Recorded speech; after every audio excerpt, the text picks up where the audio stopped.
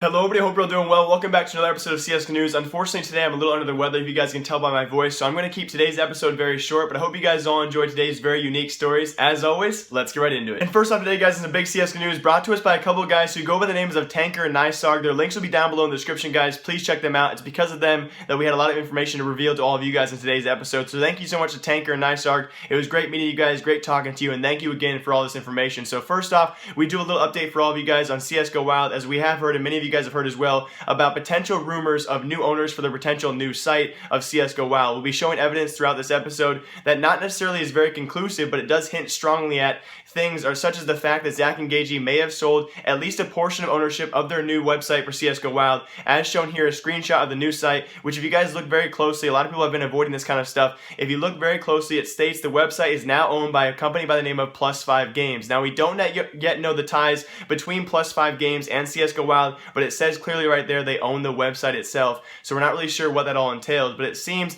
that they may have bought into CSGOWild's new website, which will pretty much be an open gambling website. We've also discussed this in previous episodes. It's now an open gambling website, no longer takes skins as a form of payment. Their only relevance to the CSGO community is the fact that CSGO is actually in their title, and they use coin flips with a CT and T-sided, so they're no longer using skins as a form of withdrawals and payments. They're only using real life cash. But if you look really close to the description again on the screen, the website, if you look really closely, is also powered by Rush B Games, who is owned by the man right here who goes by the name of Flick on Twitter, also known as Gavin Weeks. Now Tanker and Nysarg, again, thank you so much guys, reached out to Flick in a call. They actually could not screenshot because it was in a Skype call, and confirmed he's indeed a developer, or possibly the lead developer for the new site. But it gets a little tricky, a little hairy here as we move forward, because apparently these guys also claimed there was no screenshot or evidence because it was changed ever since they looked at it. But apparently the DNS, or the domain name for this registered website, was under Gavin's very own name. Yes, if you guys remember, his Twitter handle is FlickQ. He also goes by Gavin Weeks, that we can assume that's his real life name. The DNS apparently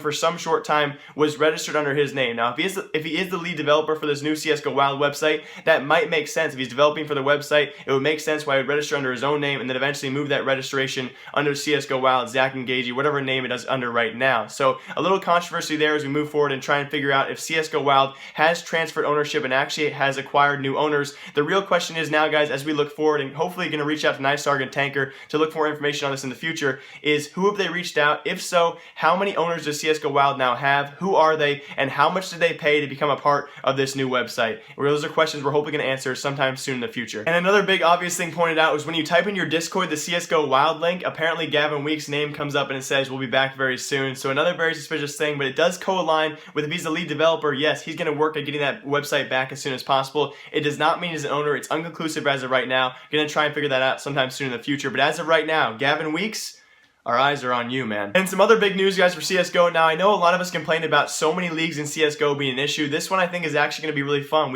I know, obviously, it makes sense to complain. We have FPL, we have StarLadder, we have ESL, ESEA, so many leagues going on throughout the year. But this one is kind of unique in the fact that it offers all tier teams a really big chance at competing not only for a prize pool, but also for an ESL Pro League spot. And that is the Mountain Dew League, who has finally revealed its teams that will be competing sometime soon in a really, really cool stage tournament. Now, again, the Mountain Dew League is what it's going to be called. They announced this a long time ago. They finally announced their North American and European teams. Now, how Dew League works, guys, it's kind of like ESL. It's a regional competition where the 24 North American teams who have been announced and the 24 European teams will all compete separately against teams of their own region. So again, just like ESL Pro League there, and eventually we'll have the top 2 North American teams, the top 2 European teams will advance to those quarterfinals, and they'll be joined by the individual winners of the other regions, the other 4 regions. That's the Brazilian region, the Asian region, the Australian region, and also South African region, and that will make the 8 teams who make the quarterfinals. So if it makes sense to all of you guys, we'll have 6 total regions. We'll have 2 teams come out of North America, 2 teams come out of Europe, and then we'll also have the 4 other regions, and that will make the 8 teams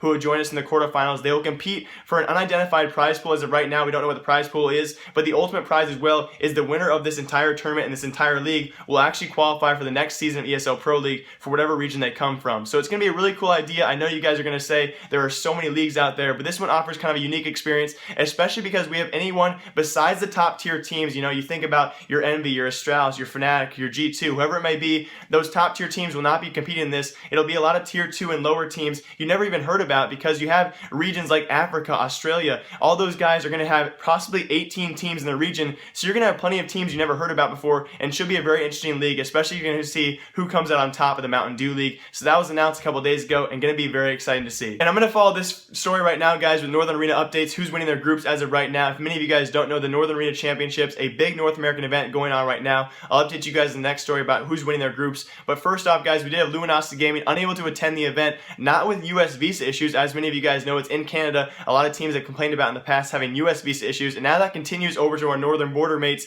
and that's Canada. Apparently, Luminosity Gaming had 2 players who couldn't even make it through Canadian customs. We're not sure who those players were, but Luminosity Gaming had to withdraw from the tournament, and because it was such a late withdrawal and such a late notice, that Group B, they were going to be a part of Group B over there, of those 4 groups there, of TSM, Optic, and Echo Fox, actually switched their roles. They were going to do double elimination best of 1s. They have now switched it double elimination best of 3s. Going to be kind of cool to see who that actually favors in that Group B. But now, along with this, we had a steady amount of complaints from Northern Arena on that day 1. I'm sure a lot of you guys saw HLTV, Reddit, all the news kind of spark about Northern Arena, and they had, first off, terrible production quality. We also had some in-game quality issues. Many times, I believe Optic Gaming was involved in this as well. Rounds had actually already ended and they had to restart the game, which is always a pretty big controversial issue. I don't think it really ended in any big changes there, but it could have, and that was a really big thing, as well as phones being allowed at the computers. That sparked a big controversy, having phones and cellular devices allowed at the computers, as well as terrible gaming stations. Now, it's kind of funny to see. This really goes to show you guys how much goes in the background of all these gaming scenes and putting on a tournament, hosting an event.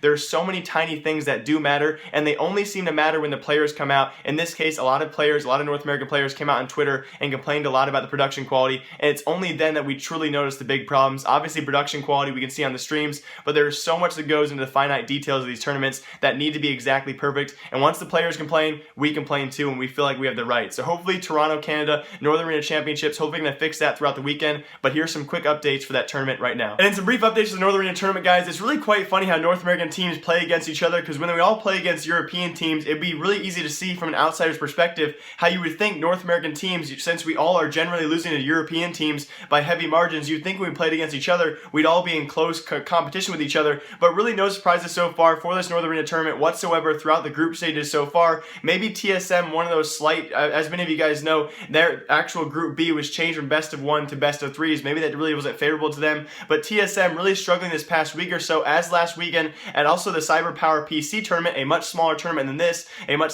smaller prize pool that is. They also failed to win a game there, and this weekend as well at this Northern Arena tournament, TSM still winless, and they'll be sent home as they did not win Group B, and they will not be moving out of groups as well. Now for Group A, it'll be CLG and Immortals. Really no surprise there, as they took down Energy and Synthetic. In Group B, it'll be Echo Fox and Optic Gaming. As many of you guys know, I said before, Luminosity Gaming was already out, and it just came down to TSM. TSM did not win a single game, so it was Echo Fox and Optic who moved on. In Group C, we have Cloud9 and Complexity. Complexity just finished their match against, I believe it was Rogue. They beat them 2-0, and that just finished up about 30 minutes ago. So it will be Cloud9 and Complexity. No surprise as well to Cloud9 finishing off Group C. And then also Heroic and Selfless for Group D, who beat out Winter Fox and Splice. I really thought Winter Fox maybe stood a chance at possibly taking one of those 2 spots, but those are our 8 teams moving out of group stages, and that tournament will continue on right now. So make sure to look out for that, guys, on Twitch. But Northern Arena kind of following suit here, as really no big upsets besides maybe TSM. And now here's a special announcement from this guy, Jake, but back at my original house where I started making YouTube videos for the first time. Hope you all enjoy the video. The CSGO news is over as of right now, but I do have a big announcement.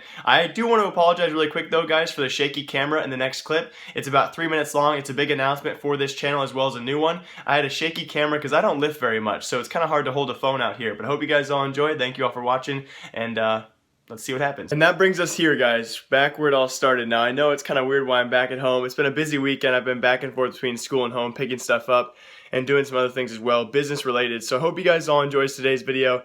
And that brings us here back to the announcement where everything started. And that's the announcement of a brand new channel, a brand new YouTube channel that all of you guys can check out. And I really want to start off by saying, first off, the reason why I started the CSGO News channel in the first place was to learn more about the game, and I definitely have done that. You guys know, if you go back to my old videos, how ridiculous the mistakes I made were. Now, I'm not saying I'm perfect. I still make mistakes all the time on the CSGO channel right now, which again is kind of funny because when I make mistakes, you guys jump in on it, and I really get to see how much you guys know. Now, the main channel, is still going to be my main channel. I'm still going to upload hopefully daily content, or at least 4 to 5 times a week on my main CSGO channel. The new channel though is going to be called Esports News. And again, the reason why I started YouTube in the first place, if you guys remember way back in the day, my first 1,000 subscribers was from RuneScape, and it's kind of weird to think about now. I started with RuneScape and I knew nothing about that game. I was terrible at that game too, and it's kind of funny how things go full circle. Same thing with CSGO. You guys know I'm not good at CSGO. I just wanted to have a news channel, and I wanted an outlet where I could not only inform myself, but inform you guys at least most of the time about some news that's going on in the world, in the CSGO community. And I first started off doing that through RuneScape, and now it's all of a sudden transitioning to CSGO, and now the new channel is going to be called Esports News. So hope you guys all enjoy that channel. Now again, you guys can check it out. The link's down below. The main goal of this channel is to basically share information with all of you guys about any esport that you want to hear about. And there's also another goal about that, is again for me to learn more about esports in general. I think the overall goal is to not only inform myself, but also inform you guys. And this is a great outlet to do that because it's so interactive. And I want this second channel to be not necessarily better than this channel. I love CSGO News. I love you guys. The feedback's been great lately. The hate's slowly going away, and you guys have been amazing in the comment section. I want to start being more interactive like I used to be. I just have been really busy lately. But I think the main ultimate goal of this new channel is to better inform all of us about esports in general, especially myself, and have a great outlet. Obviously, video is a great way to do that. So hopefully all of you guys can go check out the channel below. My introduction video should be live right now. And if you guys want the channel to be a success, leave a comment on that video saying, hey Jake, check out this game, and let me know what you guys know about the game. I'm very attuned and I really want to learn new things. So leave a comment on that video what you guys want me to study and research about the esports in general. And I hope you guys all enjoy. So sorry for the long clip here. I'm back home for another hour. I'm going to go home to back to school to edit this video and actually put it together. And then I'll be back here tonight because I am sick and I think I'm going to spend the night at home. So hope you guys all enjoy. I'm sorry again for the weird vlog camera thingy. I'm not going to be doing vlogs. I know some people want those back, but my tractor vlog got enough hate, so I don't think I'm going to be coming back to vlogs for a while. Hope you guys all enjoy. As always, live, love, laugh a lot. Remember, I like you. Again, I can't thank you enough. It's been such a busy week here, and I hope that I can compete and keep up with not only CSGO news, but also esports news as well. So it's going to be a very busy next couple of weeks trying to figure all this out, see if it actually works out. If it doesn't, it doesn't. You guys don't have to check it out. I'm still going to be uploading videos on both channels. Hope you all enjoy. Remember, I like you. Goodbye.